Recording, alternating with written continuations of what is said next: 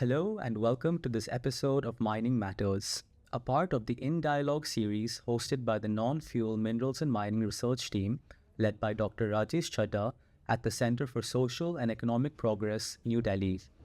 We invite experts from India and abroad to discuss how India's mining sector can become a catalyst for economic growth and development, ensuring fair and sustainable mining practices for the environment and affected communities. Hello, everyone. It's my pleasure to welcome Mr. Ian Mwiinga in the eighth episode of Mining Matters on Responsible Minerals Value Chain, India-Zambia Resource Partnership. Let me introduce Mr. Mwiinga. Mr. Ian Mwiinga is the National Coordinator for the Zambia Extractive Industries Transparency Initiative Secretariat, which is hosted by the Ministry of Mines and Minerals Development in Zambia. The Secretariat provides administrative and implementation support to the Zambia EITI Council, which is basically composed of representatives from the government, mining sector, and civil society. He is also an esteemed member of the Public-Private Dialogue Forum under the Mining Cluster, which is hosted by the Government of Zambia at the Cabinet Office, aimed at promoting dialogue between the government and the private sector. So a very warm welcome, Mr. Mwiinga. Now, just to give you a context of our today's discussion on the eighth episode of Mining Matters on, basically it is classified. It is on two broad sections. The first section is on India and Zambia copper resource diplomacy, and the another section is mostly on responsible mineral value chain with a specific focus to critical minerals, specifically to copper, because Zambia being a copper-rich country. So we all know that India and Africa have a shared history in the mining landscape, marked by deepening commercial ties and the presence of Indian businesses in African countries. And our bilateral trade relations and other relations have also flourished over the years. Recently, India and Zambia's recent agreement on copper and cobalt exploration over 9,000 square kilometer of greenfield area highlights a strategic move in resource diplomacy between both the countries, aligning with India's recently launched National Critical Mineral Mission, and Zambia's also strategies for mineral beneficiation, local value addition, and job creation. So, this initiative not only aims to secure critical resources, but also to foster long term economic development in both the nations amid global energy transition efforts and climate goals. So, my question to you, Mr. Mwiinga, is given India's recent investment in these areas, so how does this align with both the countries' broader economic and environmental objectives? And how could India act as a strategic partner for Africa for long-term economic development? So, very warm welcome, and over to you, Mr. Mwiinga. Yeah. Thank you so much, Tanima. Thank you everyone for watching this interview. Just wondering whether my video is on, because I can see a black line across my video there. Your video is on. It's Okay. like I can see you. It's Okay. yeah. Excellent. So I'll proceed. So I think for me, Tanim, the cooperation between India and Africa, in my view, represents a very practical South-to-South cooperation. And as you rightly pointed out, that India has signed an MOU with Zambia with a view to actually enter the critical mineral space in a very practical and pragmatic way. And as you know already, the cooperation between Zambia and India is actually goes beyond just merely exploration, but it also looks at also the sharing of skills between the two, sovereigns.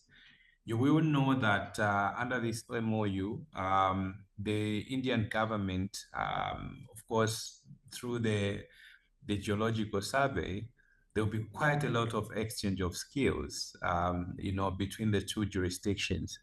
It's interesting that the portion that the MOU actually focuses is actually, one of the richest, if you like, burgeoning copper belts which is in the northwestern part of the country. And I think, in my view, this is an exciting period. To also add, in terms of how this then cooperation situates issues around your environment, your socials, and your governance, I think for me, what immediately comes to mind is the aspect of ESG, which is your environment, social, and the governance.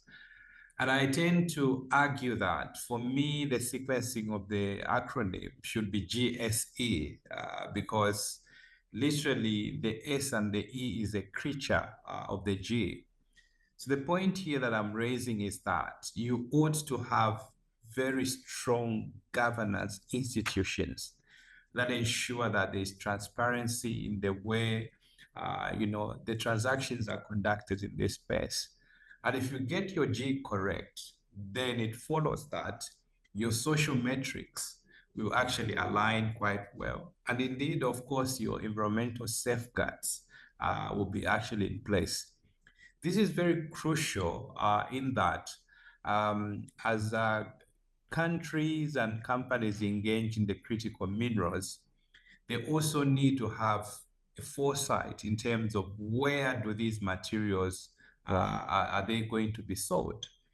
And you know for a fact that most jurisdictions now have quite a lot of high standards in terms of, for example, how these materials are sourced. And if you talk about the EU, for example, several standards are actually coming in, standards relating to sourcing, standards relating to batteries, standards relating to emissions. And I think for me, the value add that the cooperation between India and Zambia probably proposes is the fact that I think we will be able to move the needle from just looking at extraction, but also building value chains. You might know that, of course, we've had supply chains for over 100 years, but I think the conversations now should be, around issues of value chains. I'll leave it at that for now. Yes, thank you, Mr. Mwiinga. So as you have rightly said about the cooperation throughout the value chain, and my next question and the next part of my section is focusing on this thing. So apart from India-Zambia's MOU, India is also exploring opportunities in this space in other African countries like Congo, Tanzania, Rwanda, Mozambique, and these countries. And we have in India to secure a long-term mineral supply chains. Our government of India I think you are aware of the initiative called Kabil, which is Khanij Bidesh India Limited, which is basically a joint venture of the three major public sector companies in India. And they are basically working into spaces like, mineral security through strategic overseas partnerships and effective agreements. And Kabil has also worked very significantly well in securing some lithium blocks in Argentina already. So this type of institution is already in place, and now private sector and private companies are also venturing into this place. So but mostly I would say that the farms and investors who are like to venture into these spaces, they usually want kind of a more stable political environment, a stable institutional reliability, a stable regulatory and well-defined regulatory framework to actually create a long-term partnerships. So in this context, my next question to you would be that as you have mentioned, to expand on whatever you have just said, that beyond exploration, which segments of the mineral value chain, like processing, refining, technology partnerships, and more downstream, that should Indian companies prioritize to maximize domestic value addition and strengthen an industrial collaboration with African nations, with us focus to Zambia, because given your experience in Zambia, and now in general, what are the key, fiscal incentives, regulatory frameworks, and other supports offered by African governments to attract more FDI and like, to other companies and private sector, like-minded, not only companies like the funders, investors who are like, like very willing to venture into this space and explore Africa, and to create a long-term economic partnership between both the countries. So, what are Yeah. there? So, whatever you have just mentioned, Yeah. to expand on this thing. Yeah. Yeah, I mean, you raise a very interesting issue. I think I would summarize in terms of, first of all, where are the opportunities, and then where do we actually find a sweet spot that is going to enhance a win-win situation. And I think, in my view, there is no need to reinvent the wheel because there are already processes taking place. And I like the fact that you mentioned that India is actually looking at a multilateral engagement with various countries. And my view would be for India to actually focus on regional projects, a regional approach to actually also benefit from scale, and also in terms of the comparative advantage of the various jurisdictions that they will be engaging. For example, if I can pick the aspect of transport and logistics, you know that the most, talked about regional project at the moment is the Lobito Corridor on the western side. And then on the eastern side, we have the Tazara. So my view is that then how does India then come to the party, taking into account that there are these regional projects that are actually, setting foot. The other thing, Tanim, is the issue around energy. How does India, bring the technology to bear to accelerate, the if you like, the setting up of power plants, whether it's renewables, whether it's any other energy mix, because as you already know that value addition requires an intensity of energy. And you cannot talk about any value addition without any energy. And therefore, I think for me, the cooperation and the investment that should flow from India should actually be, all encompassing. It should be mining as your primary focus, but also it should look at other tangential, sectors such as energy, such as, logistics, and also literally looking at how the regional interconnectivity can be enhanced. I like the fact that you mentioned, for example, Tanzania. Tanzania is actually now, I think they are now developing their nickel, space. So then, how then do we ensure that any country within the region that finds nickel, like we have in Zambia, also, for example, does benefit from the scale that Tanzania is actually taking it forward? For example, through smelting and refinery of nickel ore on a toll treatment basis. The other thing, in terms of then how do we ensure that these benefits are actually localized? My view is that we need to move the conversation beyond just the fiscal space. We need to begin to look at issues around local content. And local content is key. I dare argue that there are very few countries, if any, that I know of in the world that have developed out of taxes. The value add is, in fact, through local content, through your linkages, and using, for example, your resource endowment to catalyze other sectors and make sure that they spark growth. So mining, we know for a fact that it's actually a finite undertaking. So how do we ensure that the value realized from mining is actually spread across the economy to actually build sectors for the future? Now everybody is talking about data, artificial intelligence, and all that. So how do we ensure that we use the mining to spur growth into those spaces, whether it is through building skills for the future, generating capital, that should be deployed for this into these new areas. For me, that is principle. And then the last thing that I wish to add here is the fact that I think what is critical also is the type of capital that should flow within here. I should mention that Zambia now is actually ripe for a mixture of capital, and we have seen it.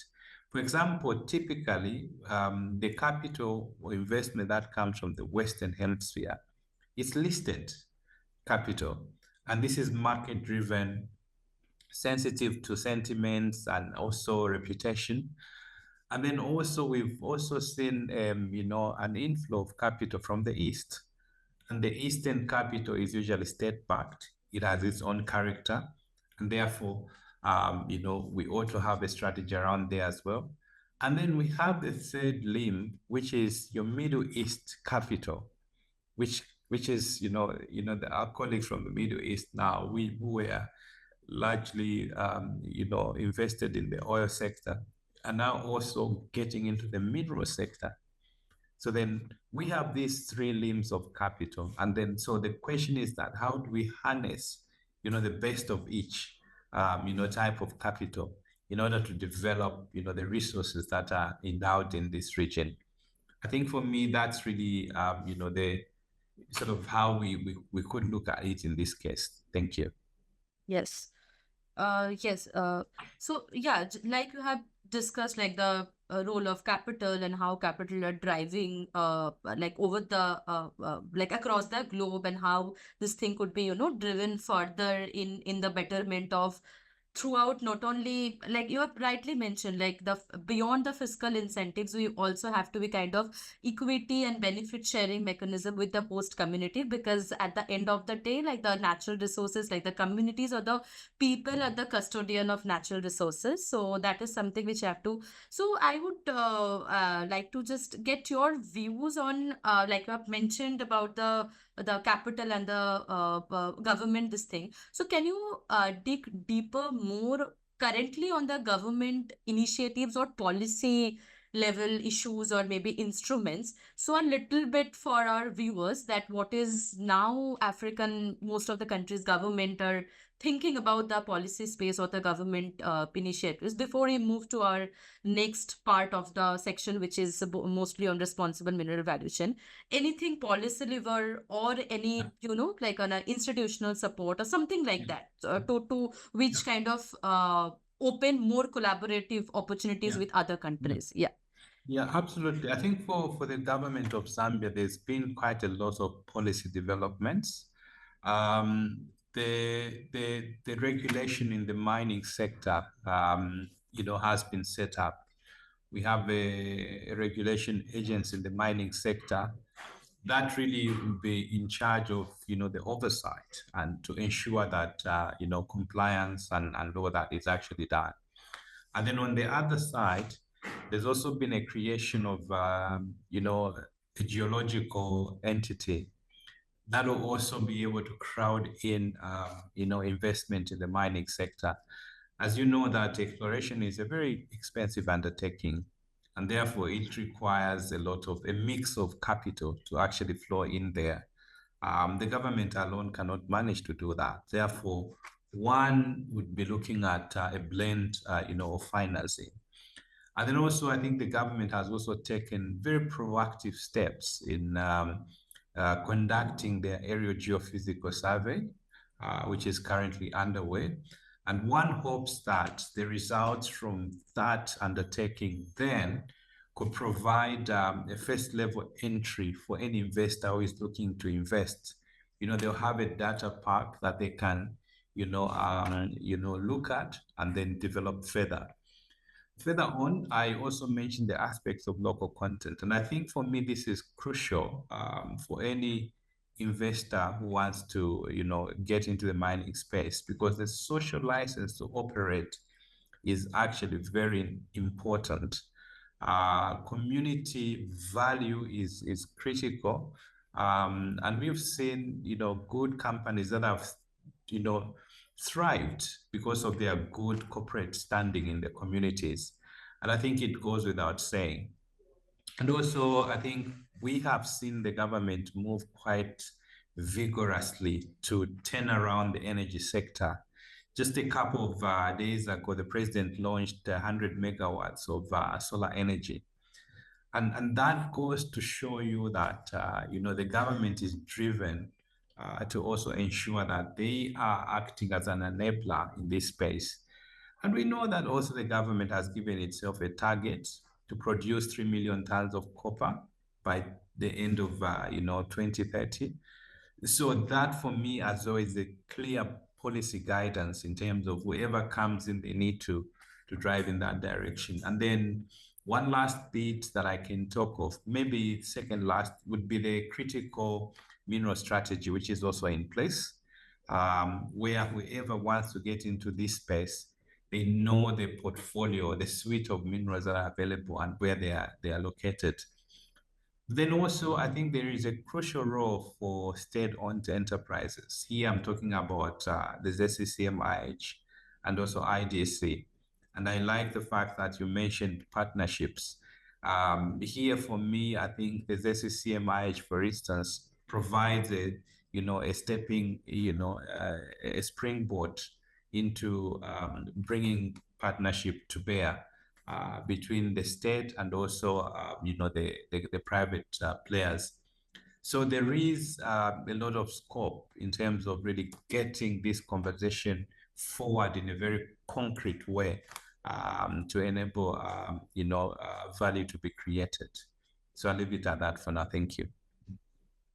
Thank you. Thank you for your comments. And we know like the critical mineral strategy which is in place, and the target for the copper, because we know that copper is like the cornerstone of electrification and a lot of other issues in, be it conventional sector, be it energy transition. And CSEP also paper like a comprehensive report on copper is like we have a forthcoming paper coming in, and we'll share it with all of you when it would be like released. That paper basically discusses on sectoral report in Indian copper sector and other like in the global challenges and opportunities as well. So now comes our second part of our discussion, which is basically ensuring a responsible and ethical mineral value chain. So we know that mining and processing companies are inherently considered as a polluting industry. So that's why responsible value chain, not only like environmental responsible, also socially responsible, is very much important in this space, because so that's why all the regulations, compliance mechanisms, and the ESG, environmental, social, and governance, which you have just discussed, this comes important. So just to give you the context of whatever in Indian mining regime, which comes under the central act called Mines and Minerals Development and Regulation Act. And apart from, so this is like the main centralized regulation which regulates the mining sector. And to ensure the responsible value chain and the sustainability aspects, we have other instruments like environmental impact assessment, social impact assessment, star rating of mines, and different instruments in place. And now also companies, like the companies or the private players also, they also voluntarily report their sustainability performance, carbon footprint in their ESG disclosure report and all. But this sector, like, is still, kind of marred with a lot of issue with exploration, still with environmental. We have seen that just being not environmental compliant, many operations got shut down, be it in Africa, be it in globally. This is like a general problem.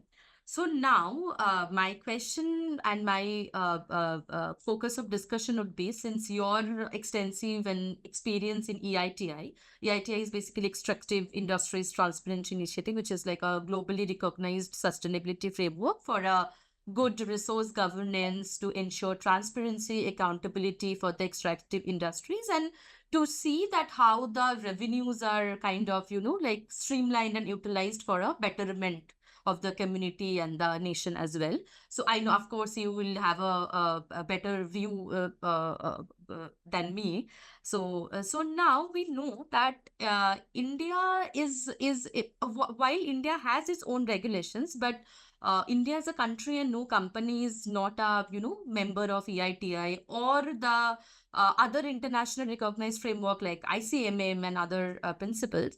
So, my question to you would be that, do you think that what are the additional, like the membership in EITI for India or any Indian company, will it add any, additional yet credible layer of kind of resource stewardship, or now the focus goes towards a third party verification, something like that? So do you think that it would add to give a better sustainability performance or a better standard? It will set a better standard for India. And so what would be like the challenges and opportunities for in this space? So now over to you, wearing your EITI hat, your point of view on this thing. Yeah. Thanks a lot. And with all my biases, I'll definitely say Yes. that there are no risks. So I think on a serious note, I think being a member of credible standards, which is global in nature, in fact, brings a lot of opportunities. I should mention that some of the Indian companies that are invested in Zambia, for example, Vedanta, which owns Konkola Copper Mines here, also reports through the EITI. So this is, and if you look at their data, which is available on our portal, it's very granular. This is data that is publicly available. They actually document what they do in the communities, how much taxes they are paying, what they produce, how it is produced, and all that. So literally, I think there's a huge benefit in terms of, first of all, the Indian companies belonging to these initiatives, one of which, of course, is the EITI, but also as a country, India as an emerging mining, jurisdiction needs to take its, its place in the mining space. I will tell you that the EITI is actually comprised of companies that are rich in countries that are rich in resources, but also sovereigns or countries that are, rich in capital and that are invested in in these countries. And in my view, I think having India in this space, literally, it's a walk in the park, because as I mentioned, the characteristics of the Indian mining sector, they actually parallel the South to South, cooperation. The distance between our mining sector and the sector in India is very short. And there's a lot of convergence in terms of a lot of risks that we face and also the opportunities that we have. And I think without a doubt, this will actually raise the profile of the companies that are, coming in. And also, as I mentioned, the type of investment that comes into this space, it is now very crucial to actually, have a type of investment that is above board, that has integrity, that is ethical, where, third-party assessors would be able to hold, even the companies themselves to account for certain things. And I think for me, this is very crucial. I like the fact that you also mentioned, associations like the ICMM. We also have the GRI, also the IRMA standard. This one is very specific when you look at artisanal, miners. The artisanal space is actually very crucial. And you may also know that most of the cobalt, I think especially from this jurisdiction, it's largely mined by artisanal miners. So for you to be able to source that cobalt and bring it into the supply chains, obviously the responsible sourcing aspect standard has to kick in, because otherwise then how do you buy that material? So literally, I think there is a lot of value in India taking the bold step, but also providing the leadership. The advantage with India is that it has, I would say, both sides of the coin. It has the capital and also it has the minerals. So therefore, I think this is literally a no-brainer in terms of really getting India into this space. Just to wrap it up on this aspect is that India as well, I see a very important niche that India should consider. And this is a niche around mineral processing, the processing of tailings dams and waste rocks. Remember that in the past we had our technology was rudimentary, mineral processing wasn't to a certain level. And therefore, if one goes back to the tailings dams, there is quite a lot of value, even before you talk about the actual mining. So my view is that with the technological advancement in India, the capability that India brings, this is an area which is really, really, still quite green, if you like, where India could actually lead the charge in terms of bringing the right technology to reprocess the tailings dams and recover various types of minerals from those tailings dams. Yeah. Oh, that's actually correct. Yeah, as you mentioned, so EITI basically it is not. So I know it is for mostly like the extractive industries, but it also largely encompass the processing sector as well. Like in introducing process like the reintroducing and rethinking our processing technology. So that's a very great thing. That would be this thing. So, just for our industry viewers and the viewers from India who are from like the mining and processing industries, so can you enlighten us that okay, so these would be like the value addition and these would be like the opportunities, but any challenges if a company, if per se, if they're like the company is trying to get a membership under EITI or as a India as a sovereign country, so, any challenges or any, like a company, or how should a company like a maybe just walk us through to the membership, or how does it usually happen? So, listen. Yeah, so a company, first of all, I'll start with the country. The country signs up to EITI by making a commitment that we'll be able to implement the standard.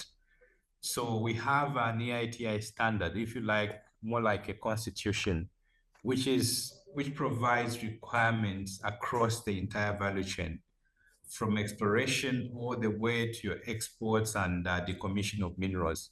So the country commits itself to doing that. And then for the companies by default, then they publish the data of how they are doing along the value chain. But also there's another category, which is supporting countries and supporting companies on the EITI.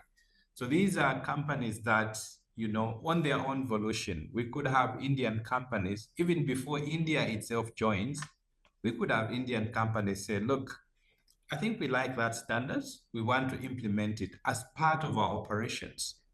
So in their sustainability reports, they will be reflecting the requirements of the EITI standard in terms of disclosing the revenues that they pay to the local authorities, to the central government, the licenses they hold, the beneficial owners of the company, the costs that, the company is undertaking, and also the environmental remediation, So it's literally taking, if you like, holding themselves accountable to the public to say, look, we have nothing to hide. We want to partner with you as owners of the minerals. Therefore, give us a social license to operate. We will provide you with as much information as you want from us. We have nothing to hide. So that is crucial. And then also, I think in my view, one of the challenges that we see, companies maybe initially face is the fact that the process is actually quite rigorous. It is equivalent to your stock exchange filings. Therefore, for companies that are not yet listed, perhaps that would be a little bit onerous, but I think as one goes through the process, it becomes next to nature. And therefore, I think for me, it is one of those things that are inevitable. You can do it now, or you wait until you do it later, or you are forced to doing it. My view is that it's better actually to start now and build and learn. The fact that it's voluntary, for me, that is a sweet spot, because then you can make your mistakes, learn from there, and grow from there. And then I just wanted to mention something else that I had forgotten in terms of the value chains. You know, there is an opportunity also to create another value chain out of sulfuric acid. You know that in the mining sector, there's quite a lot of sulfuric acid that is being, produced. So therefore, as Indian investors are thinking about this, they ought also to think of, potentially, having a sulfuric acid, value chain created, whether it's, creating paint and all that. And then I should share this. I attended one conference recently. I think it was one of the business forums. There was an investor from India. He processes copper into cables. He was saying, look, in fact, in India, we also have a medicinal value chain for copper. So beyond your EVs, beyond your electric batteries and all that, copper is versatile. There is also a medical value chain. And I think the investors that should be looking at copper should go beyond and over the miners themselves. Even health institutions that, have a medical value chain, I think it's something to look at, because copper, as they call it, Dr. Copper, is actually quite versatile. Thank you. Yes, thank you. It's a very nice and enriched anecdote which you just gave on copper's medicinal value chain. It's true that like, and also the copper also came into picture because post-COVID, people were into like buying into copper vessels, copper utensils because of its this attribute of the medicinal attribute, and it's like good for like immunity and stuff like that. So yeah, it's interesting, and it is very relevant and was very timely when entire all the countries are like are in the race of securing critical minerals and do their energy or mineral security. It's very important thing. So coming back to EITI, so as we are kind of now will be closing our discussion soon. So any like a closing remark or any closing thought? I wouldn't say it as a closing thought. I would just say that I would like, since you have like a quite a long experience in EITI and your association with EITI, so would you like to explain or enlighten a little bit on case studies? It could be of country or members, company specific. That if like a country or company, before being a EITI member, if something or if there was issue with the data transparency or resource governance, so just after becoming EITI member, this things got streamlined and their sustainability performance got much uplifted. So any Yeah. case study or any example, so as we move forward in our discussion.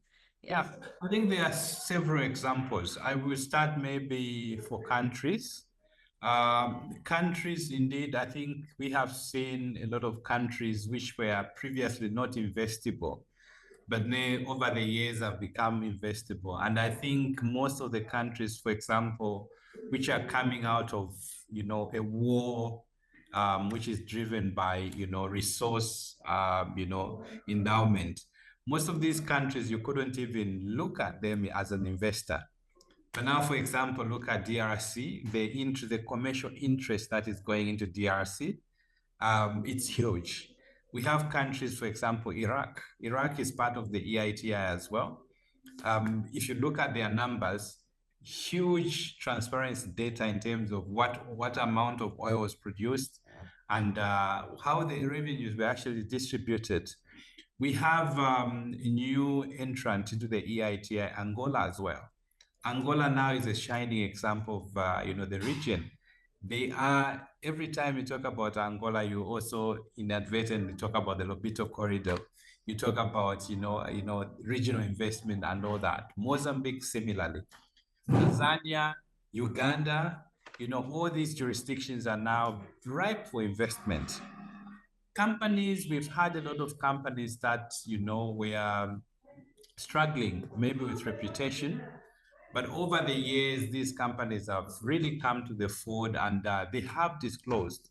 And most of these companies, if you look at their sustainability reports, they have a lot of details in terms of the numbers. I'll probably point you to the Glencore sustainability report. You will see where they are buying commodities, whom they are buying from, the port of exit, the Incoterms, and the values and the type of materials that are, being traded. And you also have commodity traders coming to the fold. You know, these are companies that are huge, and within the EITI, these commodity traders are also able to demonstrate, how transparent their operations are. We have Trafigura also in the fold, which is one of the largest commodity traders. We have Anglo America, Rio Tinto, So literally, I think you have a grouping of very like-minded, countries and corporations that have a common purpose. We also have, I think, the Qataris, the Sovereign Wealth Fund, and also the Saudis. They've also joined as supporting entities. So I think, in my view, the EITI provides a lot of value as a barometer, a sound barometer that says, look, we are here. Yes, we could be making a few mistakes here and there, but we are happy and ready to correct those. And the good thing for the EITI is that the discussions within the EITI are driven by data. They are not rumors, they are not generalization. And in EITI, we have a buzzword of saying data-driven conversations. And those conversations, we sit around the table, we look at the numbers, and as they say, numbers don't lie. I'll leave it at that. Thank you. Yes, yes. Okay. Thank you. It was a really insightful discussion. It was like a good, solid discussion and a lot of food for thoughts for researchers like us, for our global audiences as well. So, thank you for that. But any parting thought or any parting remarks if you were to discuss? And before we close our discussion for today, any parting thought? Over to you, Mr. Mwiinga. No, I'm eternally grateful for giving me this opportunity to share a bit of our work. And I think for me, this is very critical to have this knowledge shared now that a lot of people are getting into the critical mineral space. My request perhaps is to invite stakeholders, investors to look at the data that we are disclosing from the EITI. We have a lot of data that is disclosed on our portal. So we have a consolidated portal on the EITI.org global website. But also for Zambia, we have our portal at zambiaeiti.org. You have the data across the value chain. And we have also started publishing data on energy, the energy contracts, the forecasts in terms of the electricity supply to the mining sector. So you will find the whole suite of data. And in future, we are also looking at disclosing data and also linking the data to, for example, to the geological data, so that as investors, then you are able to find everything in one spot. You'll be able to look at your regulations, the geology, and also the fiscal side. So literally, I think we are excited to partner with you, and we look forward to many more fruitful conversations. Thank you so much. Yes, thank you. Thank you, Mr. Mwiinga. Likewise, we are also very much interested to, even in CSEP, we do a lot of stakeholder consultations where we invite people, stalwarts, experts across the globe from academics, from other think tanks, research organizations, and industry associations. And now we are also like foraying into responsible mining and more sustainable aspects of mining value chain. So we will be also having a lot of and periodical conversations with global sustainability institutions, organizations like EU, EITI, IRMA, ICMM, all those things which you have mentioned. So yeah, a lot of food for thought, a lot of discussion, and a lot of thing also to carry forward. So thank you again. And next time, whenever you visit India, please a warm welcome to New Delhi and CSEP as well. So we would like to host you in Yeah. person in many of our events. So thank you for today, and yeah, closing the discussion now.